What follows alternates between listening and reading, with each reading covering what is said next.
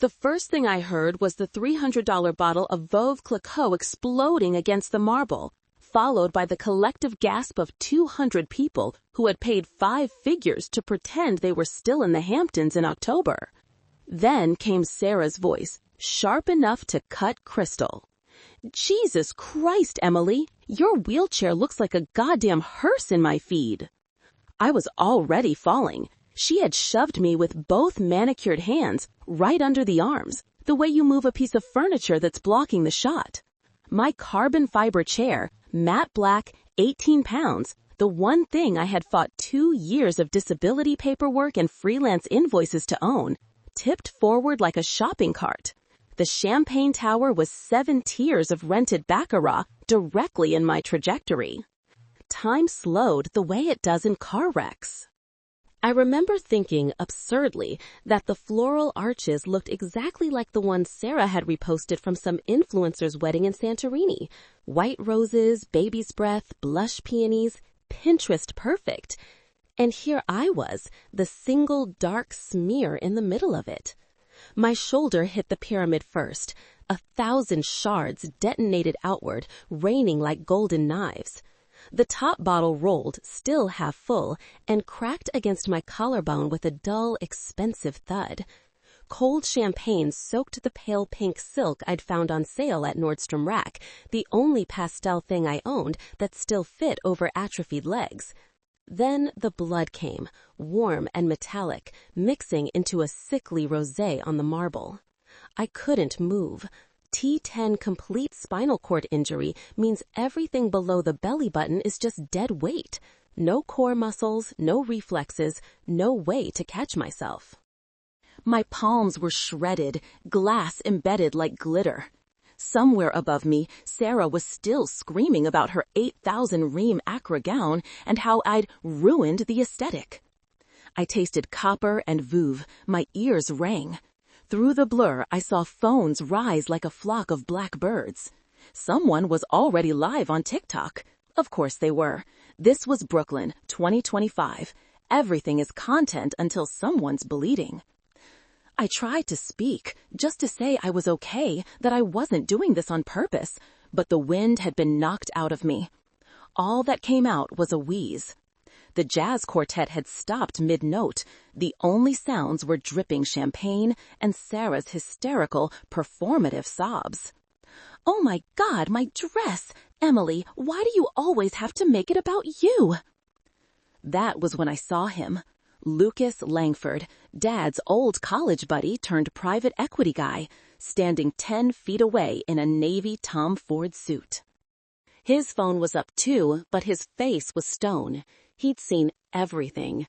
I locked eyes with him for half a second. He gave the smallest nod, the kind men exchange when they both know a lawsuit just wrote itself. I lay there in the wreckage, cheek pressed to cold marble, watching champagne and blood swirl together like some avant-garde cocktail. 2 years ago, Sarah had taken my legs while texting her situationship about whether they were on a break. Today, she decided my existence was ruining her engagement photos. Funny thing about hitting the absolute bottom twice in one lifetime, the second time, you stop being scared. You just get pissed. The string lights overhead flickered, reflecting off 1,000 broken flutes. Somewhere in the distance, sirens were already starting. New York doesn't waste time when the 1%ers call 911. I closed my eyes and tasted freedom in the champagne, bitter, expensive, and finally mine. The garden had gone dead quiet, except for the wet drip of champagne and the click-click-click of iPhones recording in 4K. Then I heard the unmistakable clack of Louboutins on marble cutting through the silence like a scalpel. "Everybody back! Do not move her!" The voice belonged to a woman in a cream silk jumpsuit that probably cost more than my wheelchair. She dropped a Hermes Kelly bag the way soldiers drop rifles in war, no hesitation, no care for the price tag, and shoved past a waiter holding a tray of half-empty flutes. People parted automatically. In New York, you learn to recognize authority when it walks in wearing 5-inch heels and an expression that could freeze the Hudson. She knelt beside me in the puddle of blood and veuve without flinching. One hand slid under my neck. The other cradled my head with the practiced stillness I remembered from the worst night of my life. "C-spine precautions, now," she barked, calm but loud enough for every phone to catch it. "Someone call 911. Tell them Dr. Elizabeth Harper, Chief of Neurosurgery at NYU Langone, is on scene. Report suspected cervical trauma and assault." Assault. The word detonated louder than the champagne tower. Sarah's voice cracked somewhere above me. "Aunt Liz, it was an accident. She just—" Elizabeth Harper didn't even glance up. Her eyes, steel blue, unflinching, were locked on mine.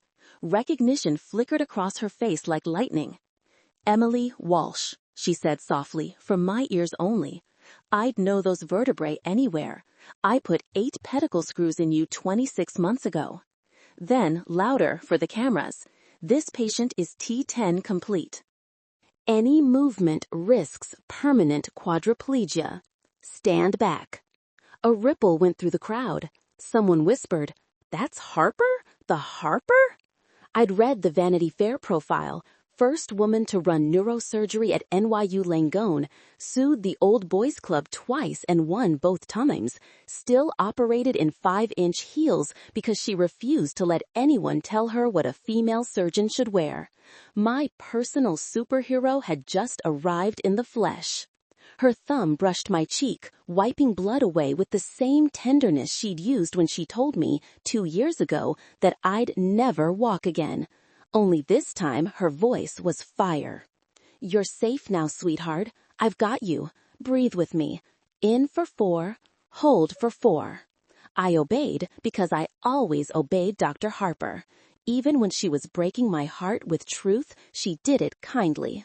Phones were everywhere now. Someone was already live tweeting.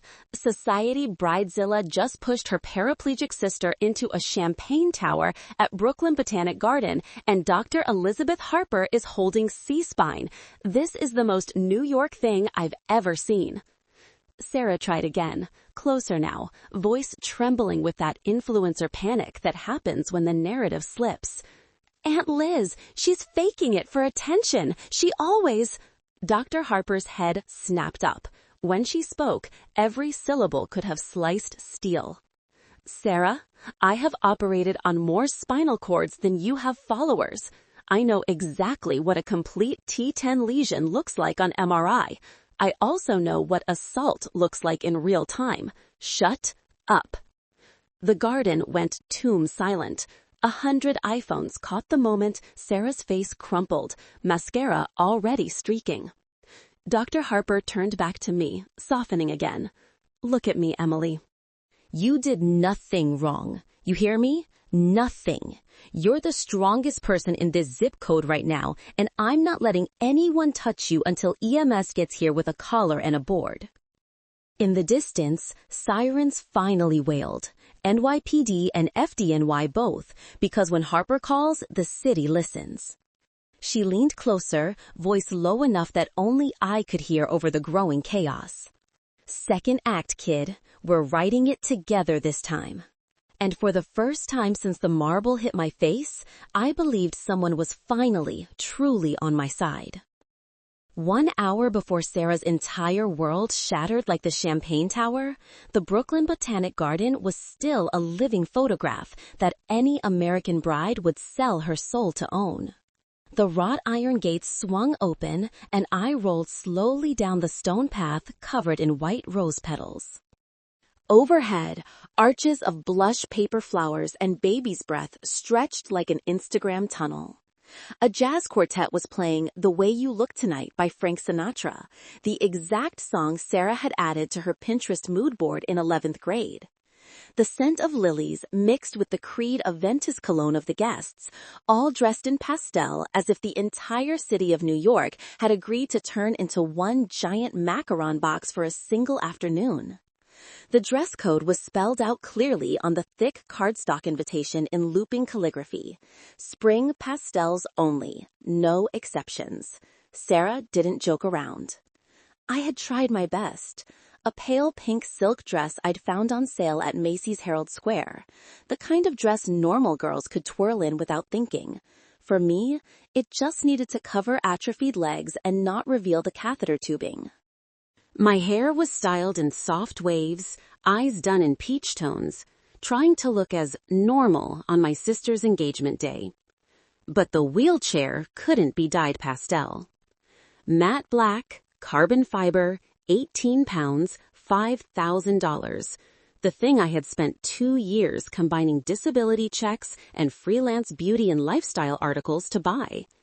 It was my legs, my freedom, the only thing I truly owned in this life. And today, it was the only black object in the entire garden. I clearly remembered the day Sarah sent the mood board to the family group chat. Everyone, please stick to the palette, pink, blue, white, yellow. I want this to look straight out of a magazine. I replied with a heart emoji. No one answered. When we were little, in our Westchester suburb, we used to play Princess Tea Party in the white wooden playhouse our parents called the Forever Home. Sarah was always the princess, and I was the lady-in-waiting, the tea pourer, anything, as long as Sarah was happy. Mom used to say, "Sarah's the star. You're the one who keeps the star shining, Emily." I believed it was gospel when I was 8. Now that star stood in the middle of the crowd, in an ivory ream acra gown, hair in an Audrey Hepburn updo, beaming next to Alex, her architect fiancé, so handsome he looked like he'd stepped out of a Ralph Lauren campaign. Sarah was a TikTok influencer with 680K followers, specializing in skincare reviews and quiet luxury. Today, she had turned her own engagement party into a 3-minute video with a pre-written caption. Said yes to forever in the most magical garden. Kiss, ring, sparkle. Dress code, pastel dreams only. I rolled past groups of guests whispering, flawless, so aesthetic, literally goals. Everyone politely made way, but their eyes slid over my black wheelchair like it was an ink blot on a perfect painting. I stopped near the fountain, took a deep breath of flowers, and tried to smile. After all, this was her big day. I had told myself that all week. 2 years of icy silence after the accident. 2 years of Sarah telling the world I drove drunk and paralyzed myself. 2 years of my parents saying, "Don't make a big deal, family first." Today, I still came. Because I was still the foolish little sister who believed sisterhood could be fixed. I spotted Sarah from afar. She was posing for photos with Alex, champagne glass in hand, sunlight glinting off her 4-carat ring like a status symbol. She was so beautiful, people forgot that beauty was built on lies. I rolled toward her, heart pounding like the old days on the Juilliard stage. "Sarah," I called, trying to keep my voice light and happy. "Congratulations!" She turned. The perfect smile bloomed on her lips, but her blue eyes were ice cold as they slid down to my glossy black wheelchair. 1 second, just 1 second, but I saw the disgust flash clear as day. Then she opened her mouth, and the entire pastel garden was about to be stained with blood. Sarah's smile stayed frozen in perfect influencer position, while her eyes did the real talking, pure, ice-cold disgust. "Em, you made it," she said, loud enough for the circle of bridesmaids in matching lavender silk to hear. The tone was pure content creator sweetness, but the subtext was, "You're late, you're wrong, you're in my frame." I rolled closer, clutching the tiny robin's egg blue box tied with satin ribbon. My palms were already sweating. This was the first time we'd been face-to-face in 26 months, not counting the Zoom funeral for Grandma last year, where Sarah had muted me after 30 seconds. "I brought you something," I said, offering the box like a peace treaty. My voice cracked on the last word. God, I hated that. Sarah took it with 2 fingers, the way New Yorkers accept flyers on the subway, polite but already planning to drop it in the nearest trash. She lifted the lid, glanced inside, and her top lip curled exactly the way it used to when Mom served store-brand cereal instead of the organic oat milk nonsense she demanded in high school. Pearls? She held the earrings up to the light like she was appraising cubic zirconia at a flea market. They look vintage. They are, I said quickly. Grandma wore almost the exact pair in her 1964 wedding photo. The one in the silver frame on the mantel in Westchester? I found these on First Dibs after 6 months of searching estate sales. I thought. Sarah dropped them back into the box as if they'd burned her. They're second-hand, like actually worn by a dead person. This isn't going to photograph well with my dress, Em. A couple of the bridesmaids tittered. One of them was already angling her phone to film Sarah's reaction for the gift opening reel.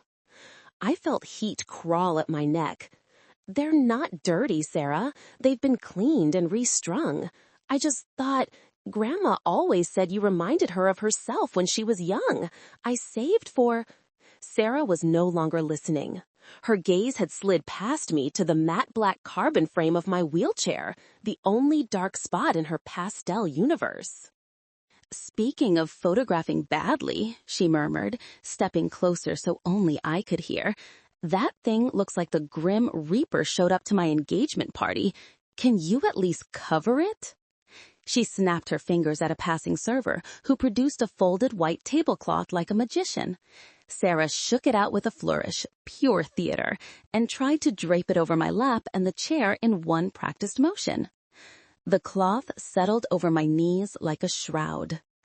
Something inside me snapped, the same sound the champagne tower would make an hour later. No. One word. Small, but it stopped her cold. Sarah blinked. Excuse me? I grabbed the edge of the tablecloth and yanked it off, letting it pool on the grass like surrender. This is my mobility device. It's ADA compliant, custom built, and it cost more than your stupid flower arches. I'm not hiding it because it doesn't match your aesthetic. The circle of bridesmaids went silent. Someone actually gasped. In the background, I could hear the soft ding of Sarah's phone, Instagram notifications rolling in from the engagement announcement she'd posted at exactly 3 p.m. for maximum engagement. Sarah's smile turned razor thin. You're seriously doing this right now, on my day? Your day, I repeated. The words tasted like rust. Right, because everything has to be about Sarah. Always has been. I was shaking. I never shook, not anymore. My physical therapist said adrenaline still worked above the injury level. Apparently, rage did too. Sarah leaned down, close enough that I smelled the $400 diptyque baize candle she burned in her West Village apartment. You want to talk about always, she hissed. Try being the sister who has to carry the family brand while you sit there milking disability checks and playing victim for pity likes. Cover the damn chair or leave. She straightened, turned back to her friends with the megawatt smile already reattached. Family, am I right? She laughed, and the bridesmaids laughed with her, because that's what you do when the bride is also your paycheck. I sat there, the discarded tablecloth at my wheels, feeling exactly like every disabled person who's ever been told they're ruining the vibe by existing in public. Erased, again. But this time, I didn't fold the cloth neatly and apologize. This time, I left it on the ground. And somewhere inside me, a very quiet, very dangerous voice whispered, "Good, let it all burn." In the next 30 minutes, Sarah turned the entire garden into a web of gossip, spun with sweet smiles and whispers just loud enough to spread. I rolled over near the white rose bushes, trying to make myself as small as possible, the way I always did in public. But this time, I felt the stares. Not the usual pity. This was suspicion, the kind that says, does she really need that wheelchair? Sarah moved like a venomous butterfly. She leaned into Alex's cousin first, then the Greenwich College friends, then the wife of a hedge fund partner. Each stop, she placed a hand over her heart, eyes glistening like she was about to cry, voice low but perfectly audible to me. She's had Munchausen since Juilliard. Yeah, the attention-seeking kind. The accident 2 years ago was actually Emily driving after downing a bottle of vodka at a student party.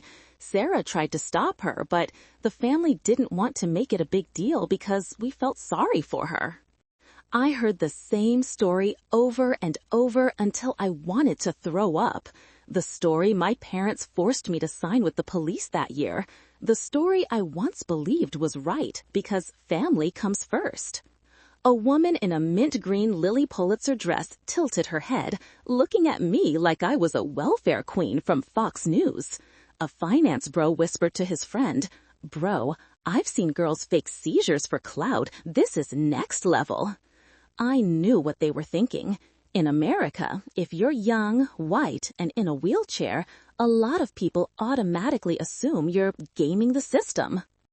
They don't see the six-figure medical bills, the nights I cried from catheter infections, the 60-hour freelance weeks just to afford this chair. I opened my phone, hands shaking. Reddit r/disability was still open in a hidden tab. I scrolled quickly through my post from yesterday.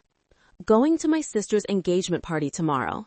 She told everyone I'm faking my SCI. How do I survive 4 hours of this? Over 400 comments. Bring popcorn. Document everything. You are not the problem. Her narcissism is. A user named u/SpinalWarrior2020 DM'd me.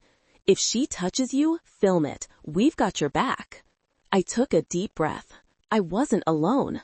There was an entire community out there that understood being called faking by your own family is a special kind of abuse only disabled people know the taste of. Sarah came back to me, third champagne in hand, cheeks flushed with wine and victory. See, everyone knows you're acting. Don't ruin anything else, okay? Today is my day. I looked her straight in the eye. 2 years ago, I stayed silent to protect her. Today, I wouldn't. Sarah, I said, loud enough for a few nearby people to hear, if you want to tell stories, why not tell the one about you texting Connor while driving the Range Rover on the Taconic Parkway? The text, "Are we really broken up or just on a break?" right before you hit that pine tree? Sarah's face went white. The champagne glass trembled in her hand. That was the first time I saw her scared. And the first time I realized, today, the story was no longer hers alone. 1 hour after the tablecloth incident, the garden seemed to have forgotten everything. The jazz quartet was playing Fly Me to the Moon again. Guests laughed and chatted, and Sarah was still the center of the universe, gliding between groups like a TikTok queen filming a vlog.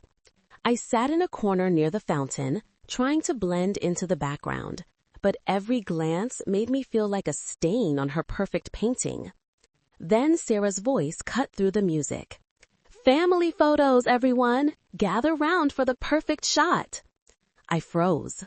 The photographer, a hipster guy with a man bun and a Leica, was setting up on the stage, where the champagne tower sparkled in the afternoon sun. Pale pink peonies covered the backdrop, and everyone started gathering. My parents in their slightly out-of-place suit and cocktail dress among the elite, Alex's parents looking like they just stepped off a JP Morgan board, aunts and uncles filling the gaps. I stayed put, hoping Sarah would forget me. But her eyes scanned the crowd, and her gaze locked on me like an arrow. She waved, fake smile plastered on like a Facetune filter. "Em, come here quick." I rolled slowly, heart pounding. People politely made way, but I heard the whispers. "That's the sister? Heard she was in a car accident?" "Yeah, but Sarah says she fakes it for benefits." The family was already lined up, and in the left corner, a pink-ribboned banquet chair, straight back, armrests, The kind that requires core strength and balance to sit safely. The kind I absolutely could not use. "Emily," Sarah said sweetly, public voice on like she was live streaming, "move the wheelchair out of the way. Sit in this chair so it's uniform. The photo has to be perfect." Everyone watched. The photographer raised his camera ready to shoot. Mom gave her "don't make a scene" face. Dad stared at his shoes. "Why is she forcing the poor girl?" "Sarah," I said quietly, trying to keep my voice steady, "you know I have a complete T10 spinal cord injury. I have no core strength to sit in a regular chair. I'll fall." I had explained this hundreds of times in the past 2 years. T10 means no sensation or movement from the navel down, no abs to hold myself upright, no ability to catch myself if I tip. Sitting in a chair like this is like asking someone to tightrope walk without a pole, theoretically possible for a few seconds before gravity wins. I have no legs to brace, no core to save me. Sarah's smile didn't falter, but something dark flashed in her eyes. "You're so good at ruining things. Always." Then she leaned in, whispering just for me, "You're jealous I'm getting married and you're a cripple faking for attention, right?" The phrase "faking for attention" hit me like a slap. Not the first time I'd heard it, but from my own sister, it was a gut punch. I'd heard it from kids in parks, drunk guys in bars, but from the person who once held me while I cried over our parents fighting, different. "Stand up, you fake," she hissed, then grabbed under my left armpit and yanked upward with strength I didn't know she had. The action was so fast I couldn't react. My hands scrambled for the armrests, but grasped only air. The world tilted sickeningly. The paralysis exploded into awareness. My lower body was dead weight, uncontrollable, uncompensating. No abs to hold, no legs to brace. I was free-falling from a meter off the ground. Flashback slammed into me. 2 years ago on the Taconic Parkway, Sarah, driving the Range Rover, eyes glued to her phone texting, "We on a break or what? Miss you already." I screamed, "Sarah, watch the road!" But she laughed, "Chill, Em, I've got this." Then the tires veered, straight into a pine tree. I was the passenger, but my parents forced me to take the blame to protect Sarah from lawsuits and jail time. Family first, they said. Now, Sarah stumbled on her long hem, arms windmilling for balance, letting me go. She regained herself with the grace of the able-bodied. I didn't. Momentum launched me forward. The champagne tower was right there, 7 tiers of crystal filled with golden bubbles, probably worth more than my monthly rent. My shoulder hit first. The crash was explosive, glass exploding like a bomb. I felt blades slice my palms as I tried to break the fall, cut my face, neck, arms. My head slammed the floor, vision blurring. The top bottle thudded heavily onto my shoulder before rolling away. Blood spread across the white marble, mixing with champagne into a grotesque pink. My pale pink dress was now soaked, impossible to tell wine from blood. My hands looked like they'd been through a shredder, glass embedded deep. The garden went dead silent. No music, no voices. Just the drip of champagne in my ragged breathing. Sarah above, voice shrill. "Oh my God, my $8,000 dress! You ruined my party!" Not, "Are you okay?" Not, "Someone help her." Just her and that damn dress. A gasp rose, then a strong female voice with a light Bronx accent. "Dios mío, she just pushed her. That's assault. Call the cops." It was a partner's wife, the first to speak up among New York's diverse crowd, from Wall Street whites to immigrant entrepreneurs. Whispers exploded. "Did you see that? Pobre chica. Someone help her." I lay there, unable to move, afraid to move. Neck hurt, head ringing. And for the first time, I wasn't scared. I was furious, furious enough to change everything. The garden was holding its breath. I lay in a lake of blood and champagne, cheek against cold marble, staring up at a perfect October sky and the underside of 1,000 rented peonies. Then Dr. Elizabeth Harper's voice sliced through the silence like a scalpel through silk. "Everybody stay exactly where you are. No one touches this patient." She was still cradling my head, thumbs locked behind my neck in textbook C-spine. Her cream jumpsuit was soaked crimson at the knees, but she didn't flinch. She looked up, eyes sweeping the crowd the way she probably scanned an OR before making the first incision. For the benefit of the 112 iPhones currently recording, she announced, voice carrying without a microphone, "My name is Dr. Elizabeth Harper, Chief of Neurosurgery at NYU Langone. 26 months ago, I performed an emergency T10 to L1 fusion on Emily Walsh after a motor vehicle collision. 8 pedicle screws, 2 rods, and a complete spinal cord transection. She is paraplegic. She is not faking. She will never walk again." A collective inhale rippled through the garden. Someone actually dropped their phone. Dr. Harper's gaze found Sarah, who had gone the color of spoiled milk. "Sarah," she said, calm and arctic, "I have your sister's pre-operative imaging memorized. I can recite the exact millimeter where her cord was severed. Would you like to stand here and tell me and the entire internet that I don't know my own patient?" The quartet didn't dare start again. Then Lucas Langford stepped forward. Navy suit, no tie, the kind of quiet money that doesn't need to announce itself. Dad's old Harvard roommate, managing partner at a private equity firm on Park Avenue. He'd watched the whole thing from 10 feet away. "Dr. Harper," he said, voice steady, "my name is Lucas Langford. I was standing right here." He pointed to a spot marked by a dropped Kate Spade clutch. I saw the bride grab her sister under the arms and pull upward with deliberate force. Emily never touched the footplates. That was not an accident. That was assault. He looked straight at the nearest iPhone.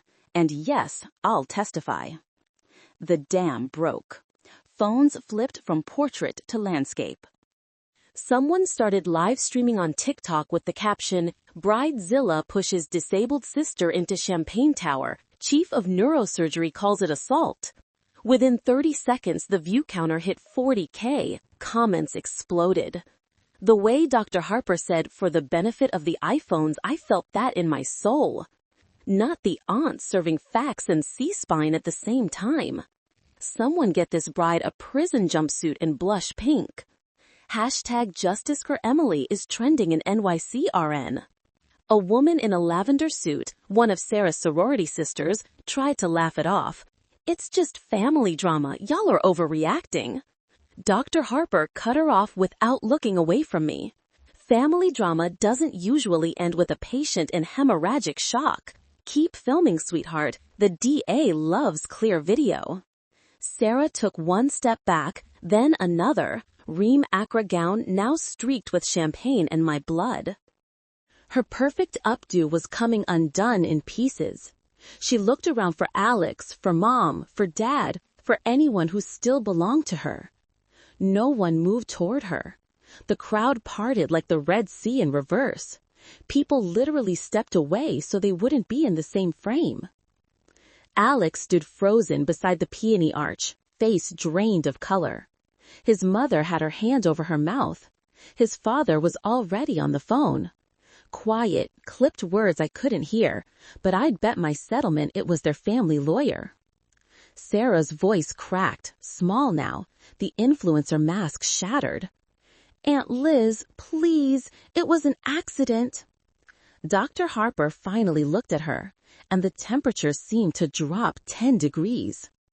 Accidents don't usually involve yanking a paraplegic patient out of her chair in front of 200 witnesses and a Wall Street managing partner. But by all means, keep talking. The First Amendment is very generous. Sirens were close now. NYPD, FDNY, probably an ambulance from NYU Langone itself. Red and blue lights started flashing through the trees. I couldn't see Sarah's face anymore from my angle on the ground, just a blur of ivory lace and ruined makeup. But I heard her start to cry, real, ugly sobs that no filter could fix. And for the first time in 26 months, the story wasn't hers to tell anymore. The internet had already taken it, and it was telling the truth. The sirens arrived before the tears dried on Sarah's face. 2 NYPD officers in crisp uniforms stepped through the garden gate like they were walking onto a film set. One black woman with a tight bun and a look that said she'd seen every flavor of rich people nonsense. One younger Latino guy already reaching for cuffs. Behind them, FDNY paramedics wheeled a stretcher and backboard down the stone path. The quartet had long since packed up. The only soundtrack now was the wet drip of champagne and 200 people breathing through their mouths. Dr. Harper never moved her hands from my neck. Officers, Dr. Elizabeth Harper, NYU Langone Neurosurgery. Patient has known T10 complete SCI, possible new cervical injury. Assault on a disabled person, multiple witnesses, video evidence. I'm writing in with her. The female officer, badge red Ramirez, nodded once. Copy that, doctor. We'll need your statement. Then she turned to Sarah, who was clutching Alex's arm like it was the last lifeboat on the Titanic. Ma'am, step away from the fiancé. Hands where I can see them. Sarah's voice went full Broadway. This is my engagement party. You can't. Cuff her, Ramirez said. The metallic click of handcuffs was the loudest sound I'd ever heard. Sarah shrieked as the officer spun her around. The Ream Aqua gown, $8,000 of hand-beaded ivory silk, caught on a rosebush and ripped with a sound like tearing paper. Champagne and blood had turned the hem brown and red. Mascara ran in black rivers down her cheeks. She looked like a crime scene Barbie. Alex didn't move, didn't reach for her, didn't say a word. His mother had already pulled him back 2 steps, whispering something about lawyers and prenups. Mom rushed forward, clutching her pearls, literal pearls, the ones Grandma left her. Officers, there's been a terrible misunderstanding. Emily slipped. She's always been dramatic. Dad, right behind her, face purple. This is family business. We'll handle it privately. Ramirez didn't even blink. Ma'am, sir, step back or you're both obstructing. I watched from the marble, Dr. Harper's steady hands still cradling my head, and felt something inside me crack open like sunrise. 26 months of being told to keep the peace, to protect the family image, to not ruin Sarah's future. 26 months of swallowing the truth so my parents could keep their perfect Instagram Christmas cards. They were still trying, even now, even with me bleeding on the ground. Sarah was sobbing uncontrollably as they walked her past the peony arch. Alex, tell them it was an accident. Alex looked at her for one long second, then looked away. That was the moment I understood. She was no longer untouchable. The crowd parted again, phones still up, live streaming Sarah's walk of shame between the fairy lights. Someone had already started a hashtag #ChampagneGate. The views were climbing into the millions. Dr. Harper leaned close to my ear as the paramedic slid the collar around my neck and log-rolled me onto the backboard. You ready to leave this circus, kid? More than ready, I whispered. She climbed into the ambulance with me, still in her ruined cream jumpsuit, still holding my hand like a promise.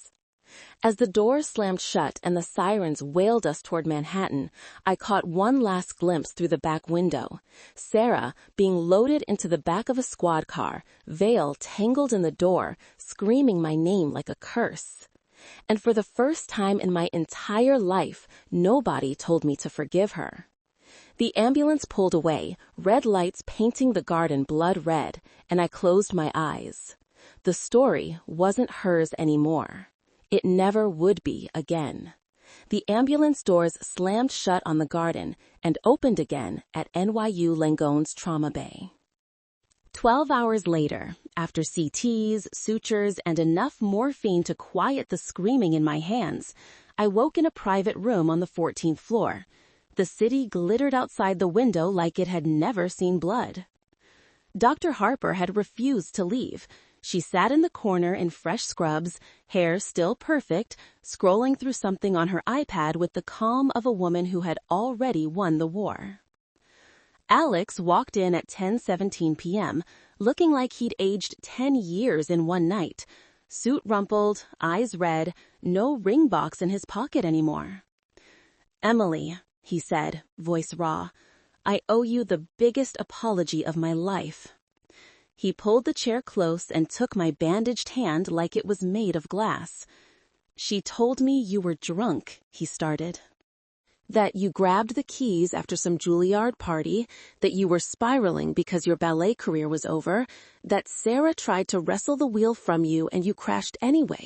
She said you blamed her to punish the family for not paying for more experimental treatments. I believed her." He swallowed hard. "I'm an idiot." Dr. Harper didn't look up from her iPad. Most people are when a narcissist hands them a neatly wrapped narrative. Alex opened a manila folder he'd been clutching. Inside were printouts, the original police report, talk screen, cell phone data warrant. My uncle pulled strings. Turns out, when the chief of neurosurgery asks for records, people find them fast. He laid the talk screen in my lap. Blood alcohol, 0.00. Driver listed, Sarah Elizabeth Walsh. Then the cell phone pings. 187 text messages in the hour before the crash, last outgoing at 11:42 p.m. To Connor? Broken? Then why does it hurt this much? I stared at the page until the numbers blurred. Alex's voice cracked. "You were the passenger. She was texting her ex and hit a tree at 55. And your parents, they made you take the fall." Dr. Harper finally spoke, soft but lethal. "Insurance fraud, coercion of a vulnerable adult, subornation of perjury. Statute hasn't run. We could still prosecute them too." I laughed. It hurt every stitch, but I couldn't stop. They'd die before they let Sarah's college friends find out their perfect daughter almost killed someone. Alex's eyes filled. I almost married her. The door opened again. Mom and Dad walked in, faces gray, clutching each other like they were the ones injured. Mom rushed to the bed. "Honey, thank God you're—" "Don't," I said. My voice was quiet, but it stopped her cold. "Dad tried the reasonable dad voice he used when we were kids, and Sarah broke my things. Pumpkin, we need to talk about the charges. If you just tell the DA it was an accident..." Dr. Harper stood. "Mr. and Mrs. Walsh, your daughter has 37 stitches, a grade 2 concussion, and possible new disc herniation. Leave, now." Mom ignored her, eyes pleading. "Emily, family protects family. That's the American way. We sacrificed everything to give you girls a good life. Westchester schools, ballet lessons, the lake house every summer." I cut her off. "You mean the 4th of July reunions where Sarah got the master bedroom with the lake view and I slept on the pullout in the basement because she needed her beauty sleep for pageants?" Dad flinched. "Or the Thanksgiving when I was 12 and Sarah told everyone I was anorexic because I wouldn't eat her burnt pie and you made me apologize for hurting her feelings?" Mom started crying, quiet, ladylike tears she'd perfected in country club bathrooms. "We thought we were keeping the family together. In America, you work hard, you keep up appearances, you don't air dirty laundry. You let her destroy my spine and then convinced me it was my fault so Sarah could keep her scholarship and her reputation." My voice didn't shake anymore. That's not love. That's branding. Silence stretched like a held breath. Alex spoke first. "I returned the ring this morning. My parents are drafting a statement. The wedding's off. Forever. Mom gasped. Dad looked like he'd been punched. Dr. Harper placed a gentle hand on my shoulder. Emily gets to decide what forgiveness looks like. And right now, it looks like boundaries. Dad tried one last time, voice breaking. We were trying to protect both our girls. No, I said. You were protecting your idea of a perfect family, and I was never part of that picture unless I stayed quiet and small. Mom reached for my hand. I pulled away. The monitors beeped steady. Outside, Manhattan kept moving, indifferent and alive. Dr. Harper pressed the call button. Security appeared in 30 seconds. As they escorted my parents out, Mom looked back once, eyes wet, mouth open like she wanted to say something profound. Nothing came. The door closed. Alex stayed. Dr. Harper stayed. For the first time in 26 months, the room wasn't filled with people telling me who I was supposed to be. It was filled with people who finally saw me, and that was enough. 3 days after the incident, my NYU Langone hospital room became the center of a legal war I never imagined. The party video had gone viral across TikTok and Twitter, over 12 million views in 48 hours. Hashtag Justice for Emily was trending first in New York, and networks like CNN and Fox News were calling it the Champagne assault scandal. Sarah was being held at Rikers Island awaiting arraignment, charged with assault and battery on a disabled person, an aggravating factor under both federal and New York state law that could carry up to 10 years if fully convicted. Dr. Harper sat by my bed, calmly updating me like a doctor used to handling crises. Aggravating factor means attacking a disabled person is treated more seriously, Emily. New York Penal Law Section 120.053 is clear. Assault causing serious injury to a vulnerable person can increase penalties. With the video, Lucas's testimony, and your medical history, the prosecutor has a huge advantage. Alex sat in the corner, haggard after calling off the wedding. He had stayed at the hospital the whole time, bringing food and staying silent while I told the full truth. Now he held his phone, reading aloud a message from the family lawyer. They're offering a plea deal. Sarah pleads to aggravated assault, sentence reduced to 2 years plus probation. But there's a condition: full restitution to you, medical costs, lost income, pain and suffering, and punitive damages. Total $420,000.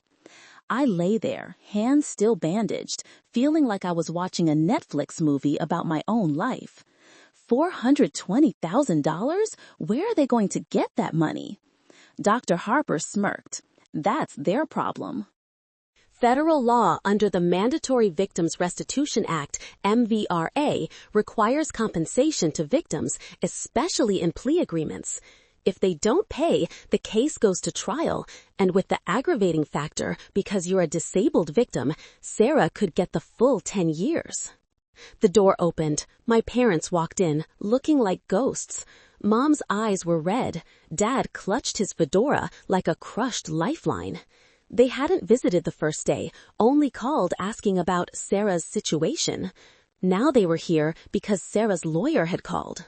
Honey, Mom said, voice trembling, we need to talk. The lawyer says if you write a victim impact statement asking for leniency, they'll reduce Sarah's sentence. But restitution, $420,000. We have to pay it all. Dad nodded, voice heavy. We sold the boat on the lake. Liquidated the 401ks. Early withdrawal penalties and taxes took 40%, but we got about $180,000. Home equity line of credit for the rest. We'll be okay. For family.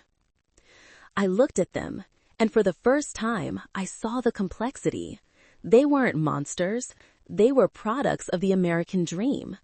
Dad, a first-generation climber who worked 60-hour weeks at an insurance company to make it.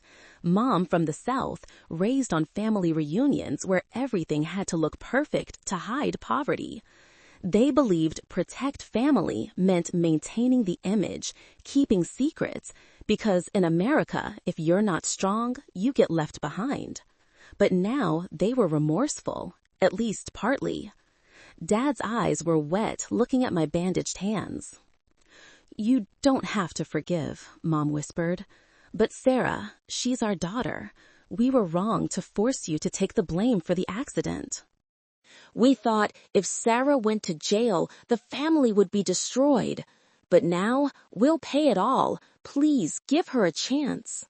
Dr. Harper intervened. "Mrs. Walsh, this isn't the time to negotiate. Emily is the victim, and if anyone tries to convince a witness to change their statement, like Lucas Langford, that's witness tampering, a federal felony under 18 U.S.C. Section 1512, up to 20 years. Dad went pale. We only called Lucas to check on him. No pressure." I knew they had tried. Lucas had texted me.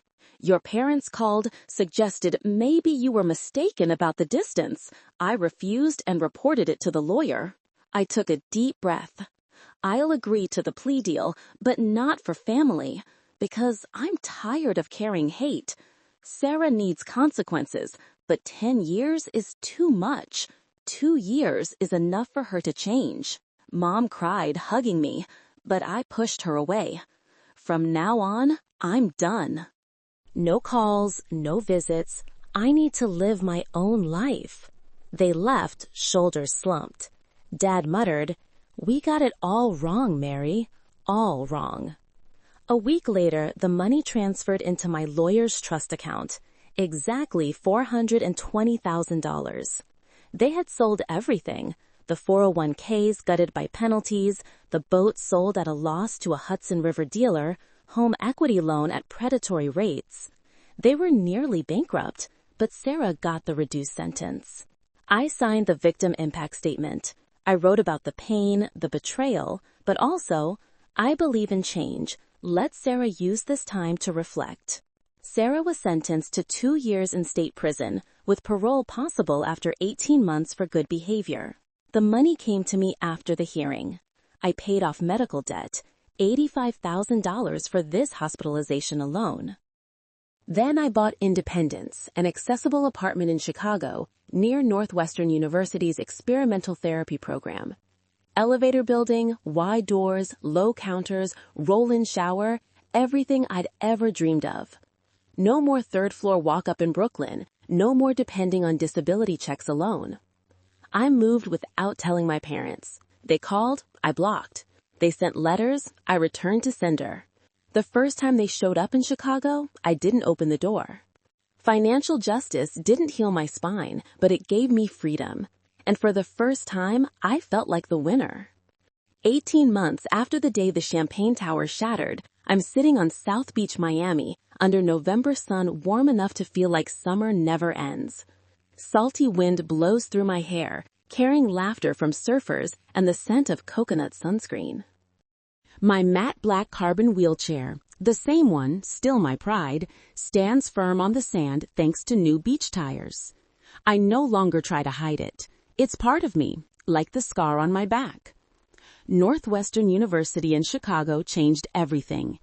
Thanks to the $420,000 restitution, I could join the clinical trial for dancing molecules, led by Professor Samuel Stupp himself. A real study the FDA is watching closely. Not a Hallmark miracle, no scene of me standing up to applause. Just one morning last month in PT, my right big toe twitched. 1 millimeter.